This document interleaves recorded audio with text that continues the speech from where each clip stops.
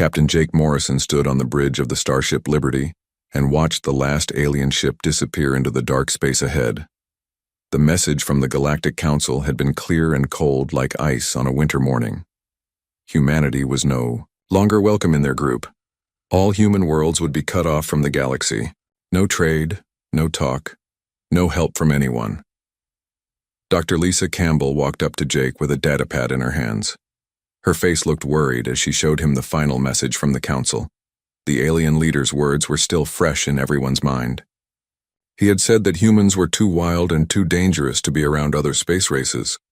They would stay in their own small part of the galaxy until they learned how to act properly. Jake shook his head as he read the message again. The council thought they were punishing humanity for being different.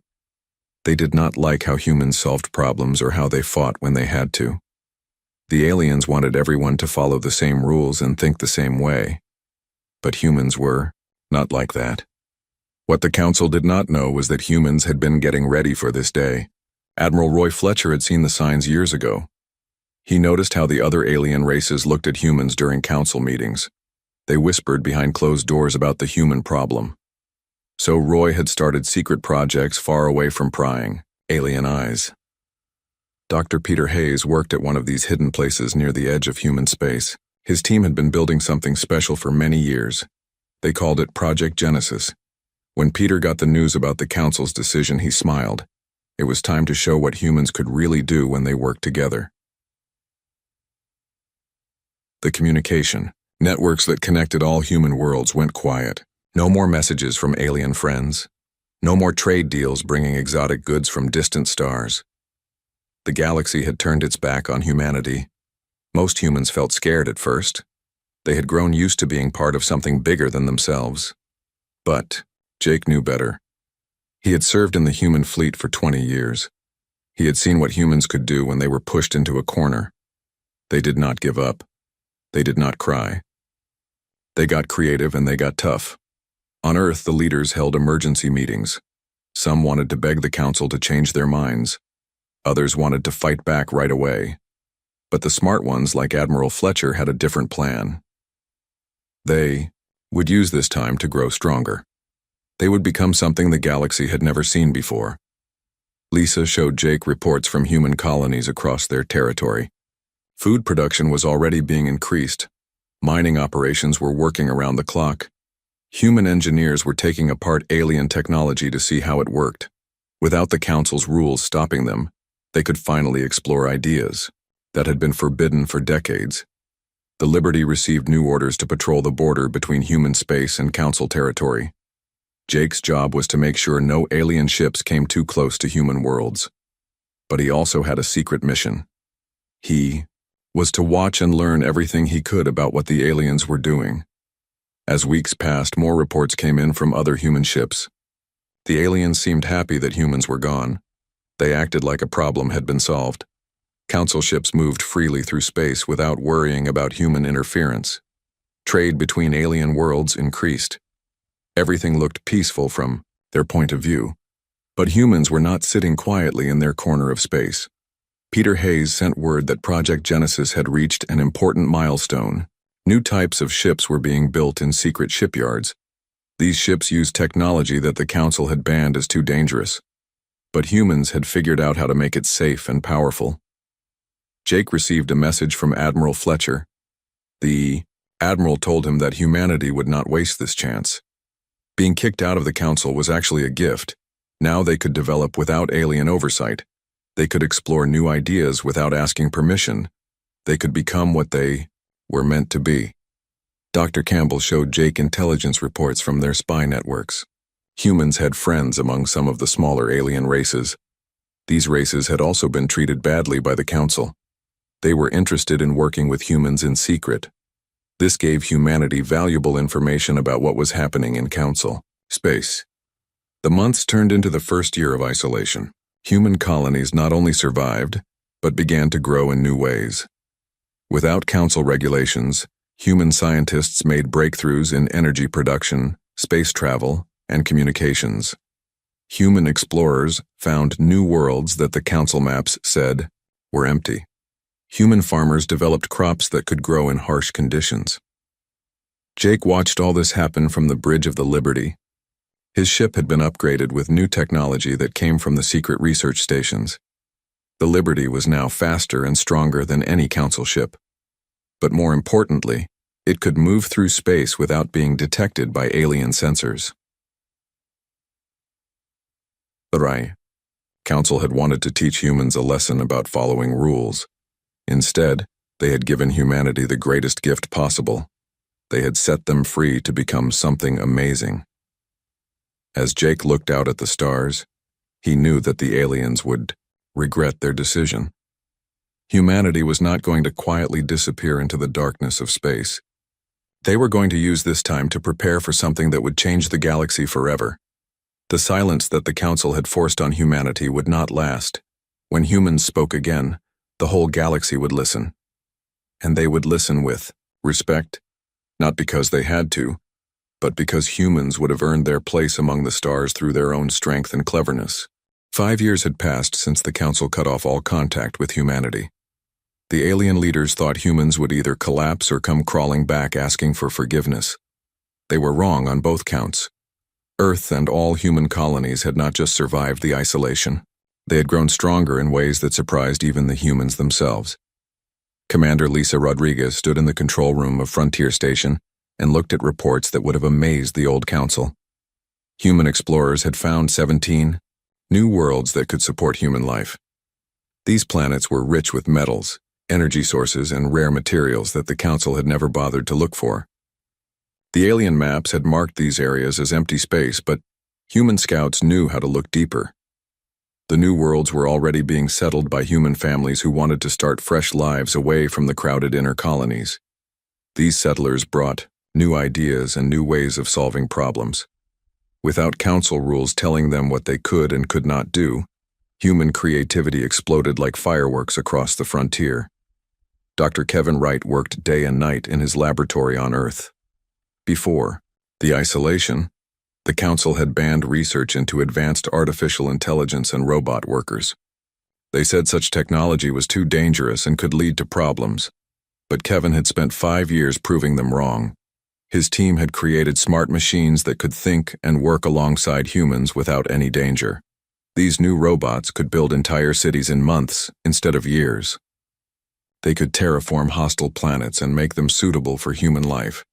They could explore dangerous areas of space that would kill human crews. The Council had been holding back human progress for decades with their fearful rules. Captain Amanda Foster commanded the first of humanity's new stealth ships. The vessel looked like empty space to any alien sensors that might be watching. Her ship used technology that humans had reverse-engineered from old alien artifacts found on dead worlds. The Council had forbidden such research, calling it grave robbing. But humans saw it as learning from the past to build a better future. Amanda's ship, the Silent Runner, moved through council space like a ghost.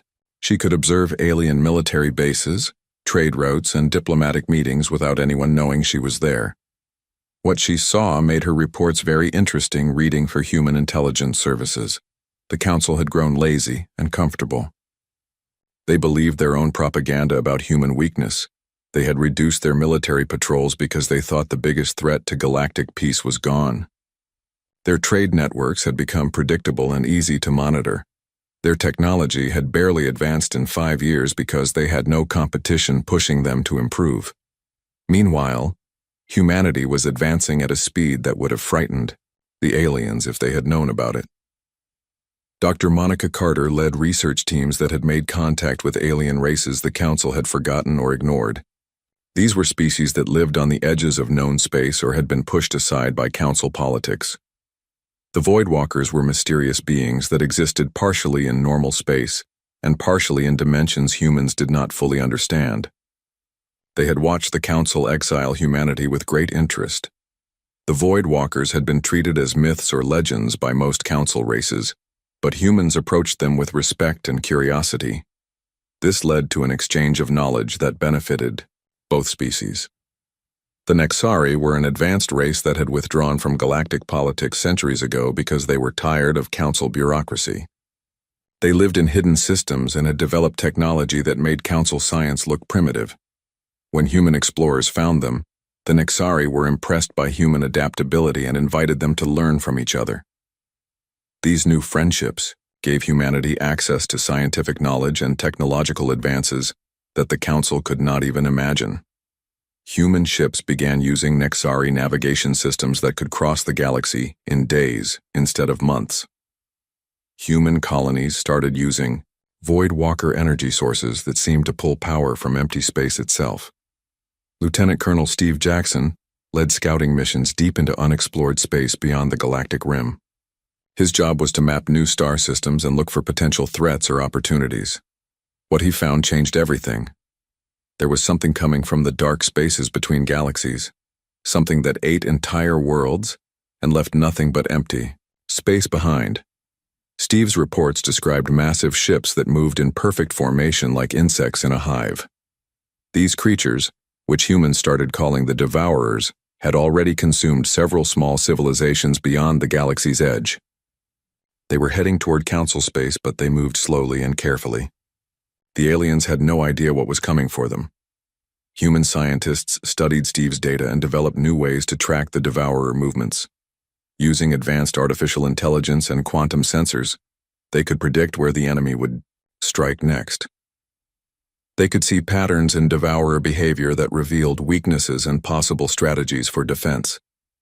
The most important discovery was that the Devourers were not unstoppable.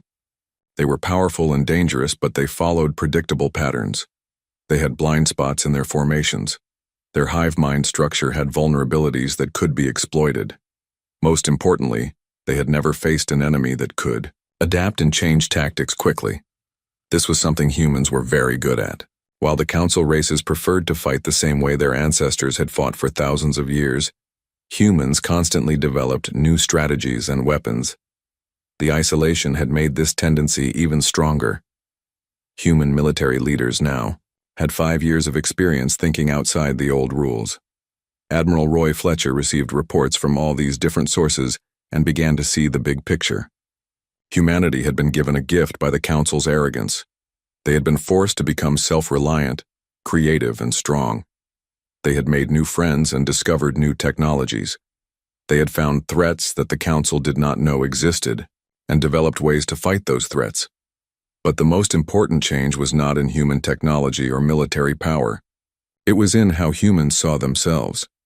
They were no longer the junior members of a galactic community asking for permission to exist. They had become something new and powerful that could stand on equal terms with any alien race. The silence was almost over. Soon the galaxy would hear from humanity again. But when that happened, the conversation would be very different from the old days. 10 years had passed since the Galactic Council banished humanity to the edges of known space. In that time, humans had transformed from desperate outcasts into something the galaxy had never seen before. They moved through space like shadows, watching everything and revealing nothing about their true capabilities. Captain Ryan Bell commanded a fleet of ghost ships that the Council could not detect or track. His vessels used technology so advanced that they seemed to bend space itself around them. The ships appeared as empty space to alien sensors while human crews observed Council activities from impossible distances. Ryan's reports revealed a disturbing truth about the alien government that had exiled them. The Council had grown weak and arrogant during the decade of human silence. They believed their own propaganda about teaching humanity a lesson through isolation. Council leaders assumed humans had either collapsed into primitive tribalism or learned to accept their place as inferior beings. Neither assumption was close to reality. Council military forces had reduced their readiness levels because they no longer feared human unpredictability. Their exploration programs had slowed because they thought they already knew everything worth knowing about their territory. Their research had stagnated because they had no competition pushing them to improve. The aliens had made themselves vulnerable without realizing it. Dr. Monica Carter's research teams had expanded their contact network far beyond what anyone had imagined possible. Working from hidden bases scattered across human space, her scientists communicated with dozens of non-council species that had been ignored or suppressed by the galactic government. These forgotten races had been waiting for someone to offer them a real alternative to council rule. The Voidwalkers shared their understanding of dimensional technology that allowed travel through spaces that normal physics said should not exist. Human engineers combined this knowledge with their own innovations to create transportation systems that could move entire fleets across the galaxy without using the Council's monitored hyperspace routes. The Nexari provided access to manufacturing, techniques that could build massive structures in space using nothing but energy and raw particles. Human colonies began constructing orbital platforms and defensive installations that were invisible to conventional sensors, but could support millions of people and vast industrial operations. The Shadowkin were a race of information specialists who had been exiled from Council space centuries ago for refusing to share their intelligence-gathering methods. They taught humans how to infiltrate alien communication networks and monitor private conversations between Council leaders. This gave humanity access to the deepest secrets of galactic politics, but the most important alliance came from an unexpected source. The Keepers were ancient beings who had been observing galactic civilization for millions of years without interfering. They had watched the Council exile humanity with great interest because they recognized something in human nature that reminded them of their own distant past. The Keepers revealed that every successful galactic civilization went through a period of crisis that either destroyed them or transformed them into something greater. They had seen the Council reach this point and choose stagnation over growth. Humanity was now facing the same choice, but the signs suggested they would choose a different path. Lieutenant Colonel Steve Jackson continued his scouting missions beyond the galactic rim, but his reports had become increasingly urgent.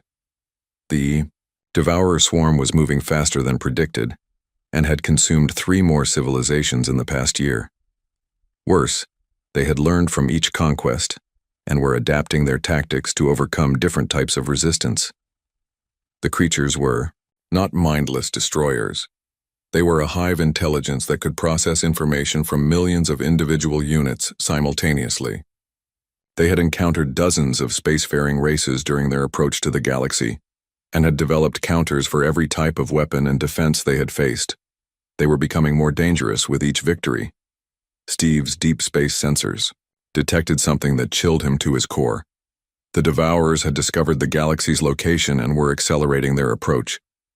Advanced elements of their swarm would reach the Outer Council territories within 2 years. The main force would arrive 6 months later. The Council had no idea what was coming for them. Human scientists studied the Devourer threat with the help of their new allies. The Voidwalkers provided insight into how the creatures moved through dimensional space. The Nexari shared their knowledge of hive mind communication systems. The Shadowkin revealed methods for disrupting large-scale information networks. Working together, this alliance discovered something that gave them hope.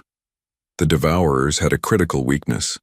Their hive intelligence was incredibly powerful, but also inflexible. They could process vast amounts of information and coordinate complex operations, but they could not adapt quickly to completely new situations. They had succeeded against other civilizations because those races fought in predictable patterns. Humans were anything but predictable. 10 years of forced innovation had made them masters of unconventional thinking. They developed new tactics every time they faced a problem. They combined technologies in ways that seemed impossible to alien minds. They could change strategies in the middle of a battle and coordinate those changes across entire fleets within minutes. Dr. Rachel Young led a secret research program that combined human creativity with alien knowledge to develop weapons specifically designed to fight the Devourers. Her team discovered that the creature's hive mind relied on quantum communication links that could be disrupted by certain types of energy fields. Break those links and the individual units became confused and vulnerable. The technology required to generate these disruption fields was complex and dangerous. It combined human understanding of artificial intelligence with Nexari manufacturing techniques and Voidwalker dimensional manipulation. The result was a weapon system that could sever the psychic bonds holding the Devourer swarm together. Admiral Roy Fletcher received all these reports and began planning for something unprecedented in galactic history. Humanity would save the council that had exiled them, but they would do it on human terms and in a way that would reshape the balance of power throughout known space. The plan was audacious and risky. Human fleets would reveal themselves for the first time in 10 years by engaging the Devourer advance forces before they reached council space. This would announce to the galaxy that humanity had not only survived their exile, but had grown into a force capable of protecting everyone. But first, the council would have to ask for help. Fletcher knew the alien leaders well enough to predict they would resist accepting human assistance until they had no other choice. Pride and arrogance would force them to try fighting the Devourers with their own obsolete methods. Only after they failed would they swallow their pride and contact the humans they had dismissed as primitives. Captain Ryan Bell received new orders to position his ghost fleets along the Council's outer borders. When the Devourers arrived, humans would be ready. The galaxy was about to learn that silence did not mean weakness. It meant preparation for something extraordinary. The Great Council chamber on Zephyr Prime erupted in chaos as emergency reports flooded in from the outer territories. Admiral Kextar of the Altarian fleet transmitted his final message before his flagship exploded in a burst of brilliant light. 17 Council worlds had gone silent in the past month. The enemy that consumed everything in its path was no longer a distant rumor, but a terrifying reality bearing down on the heart of galactic civilization. Council Prime Minister Ixthis slammed his fist against the speaking podium as panicked voices filled the chamber. This was the same Zephyrian leader who had orchestrated humanity's exile 10 years ago, with speeches about the danger of aggressive species. Now his own people were screaming for protection from something far worse than humans had ever been. The Centauran representative stood with tears streaming down her face as she read reports from her home system. The Devourer swarm had reached her colonies 3 days ago. Billions of her people had sent desperate pleas for help before their communications went dead. Council rescue fleets found nothing but empty space where thriving worlds had existed for thousands of years. Defense Minister Yixtal of the Corvan Empire tried to maintain order as military reports painted an increasingly hopeless picture. Their most advanced battleships lasted only minutes against Devourer forces. Their planetary defense systems were overwhelmed and consumed within hours. Every strategy they attempted failed, because the enemy adapted faster than the Council could. Change tactics. The creatures moved through space in perfect coordination like cells in a vast organism. They stripped entire planets down to their cores and used the raw materials to build more ships for their fleet. What had started as a large invasion force was growing larger with each victory. Soon it would be unstoppable even if every council race worked together, but the council races could not work together. 10 years of comfortable dominance had made them selfish and suspicious of each other. The Altarians blamed the Centaurans for not detecting the threat sooner. The Zephyrians accused the Corvans of hiding military resources instead of sharing them. Old rivalries and petty grudges prevented effective cooperation when unity was the only hope for survival. Prime Minister Ixthis called for emergency sessions day and night as the crisis deepened. Traditional council strategies were failing completely. Their military doctrine assumed enemies would fight according to established patterns of behavior. The Devourers followed no such patterns. They consumed, adapted, and consumed more without any apparent limit to their appetite or capability. The breaking point came when the Corvan home system fell in less than 6 hours. Defense Minister Yixtal's own family died in the attack despite commanding the most powerful fleet in council space. His final transmission showed massive organic ships that seemed to eat space itself, while billions of smaller creatures swarmed over planetary surfaces like hungry insects. In desperation, Prime Minister Ixthis proposed something that would have been unthinkable weeks earlier. The Council would send a message toward human space asking for assistance.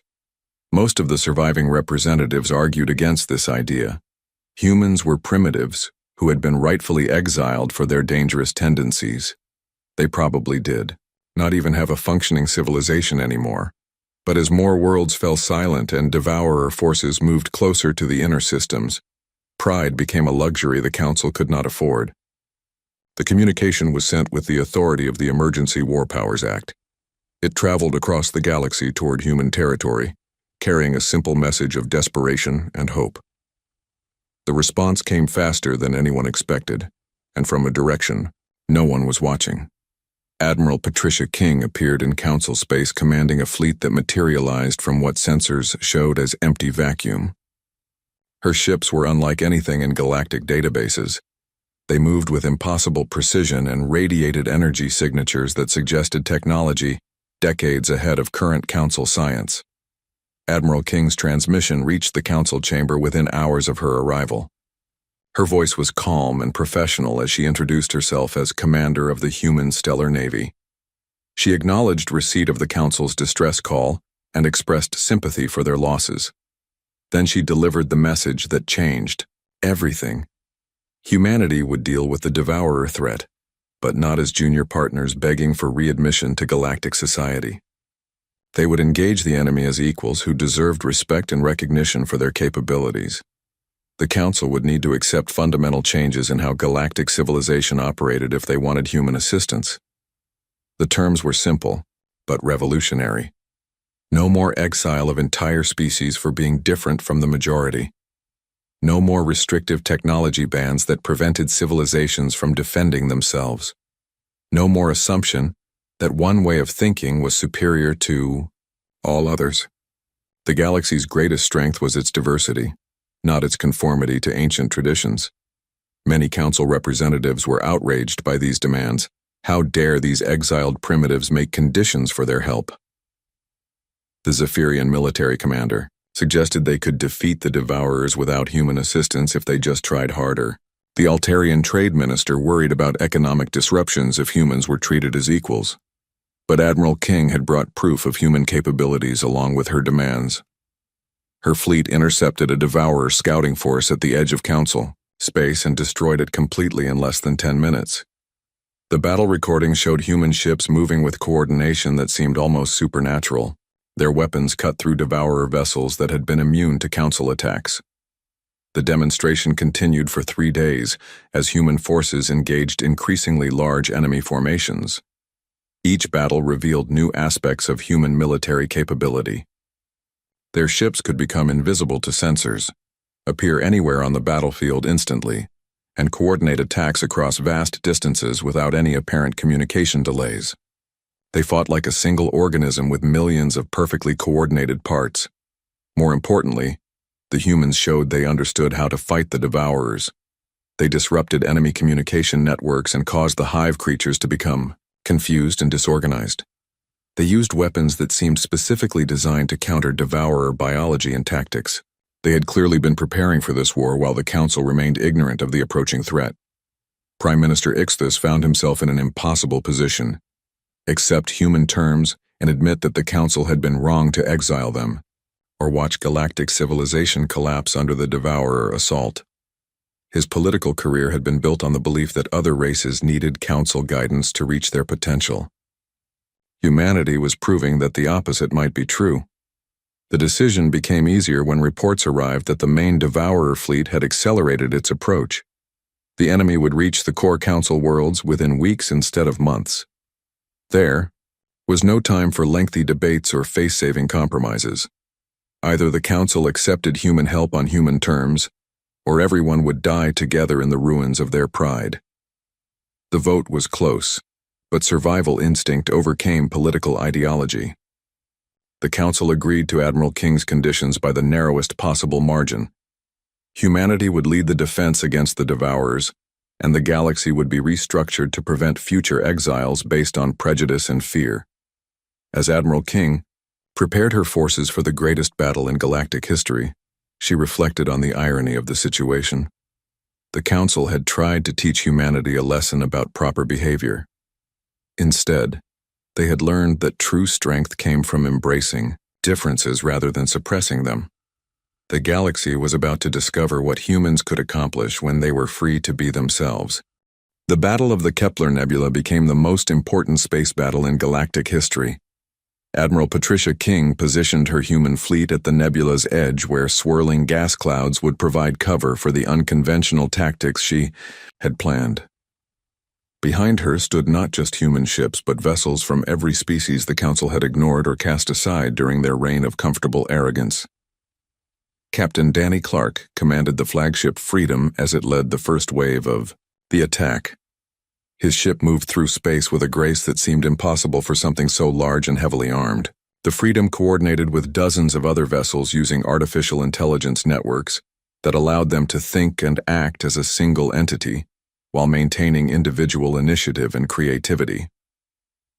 The Devourer swarm approached the nebula like a living wall of destruction. Their ships blocked out the stars themselves as millions of organic vessels moved in perfect formation toward the heart of Council space.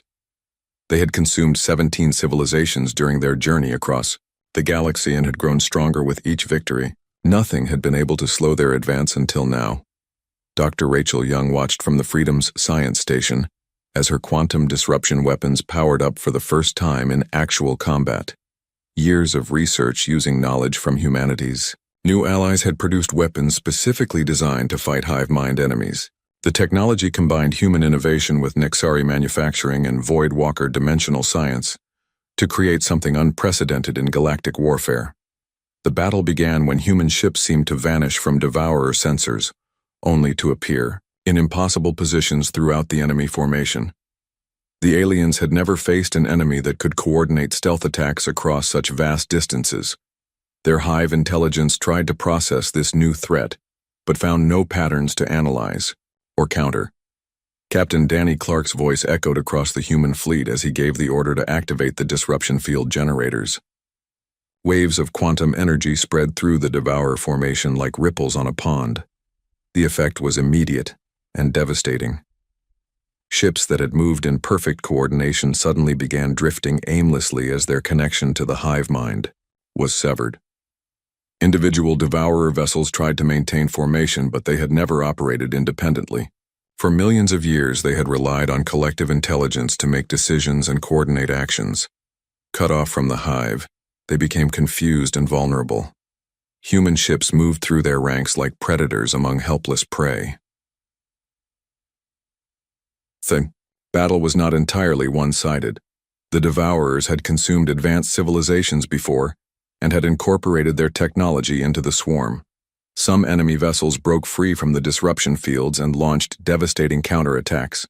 Human ships took damage and human crews died fighting to protect a galaxy that had exiled them years before. But the tide of battle had turned decisively in favor of the defenders. The Void Walkers used their dimensional technology to transport disabled Devourer ships into parallel spaces where they could be studied safely. The Nexari deployed their advanced manufacturing systems to repair human vessels almost instantly.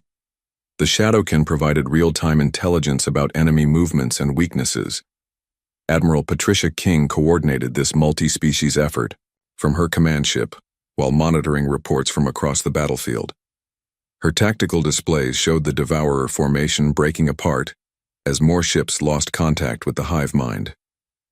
What had been an unstoppable force was becoming a scattered collection of individual vessels that could be defeated one by one. The breakthrough came when Dr. Rachel Young's team identified the source of the hive mind signals. Deep within the Devourer formation was a massive command vessel that served as the central brain for the entire swarm. If they could destroy or disable that ship, the remaining enemy forces would become completely helpless. Captain Ryan Bell volunteered to lead a strike force against the command vessel.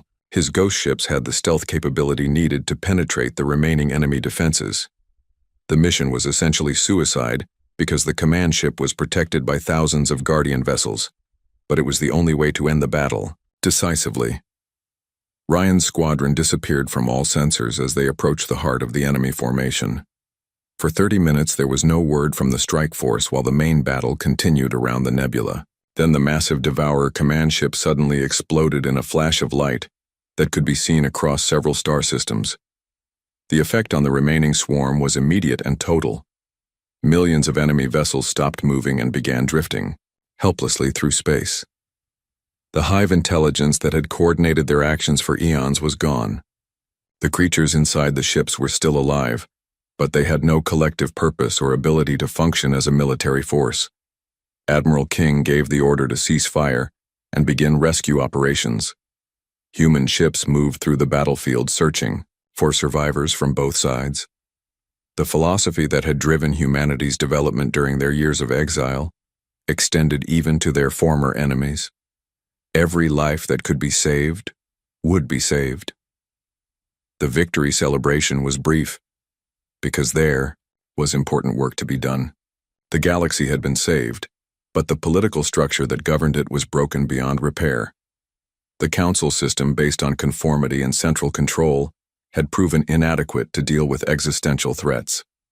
Something new was needed. Admiral Patricia King met with surviving council leaders and representatives from the allied species that had helped win the battle.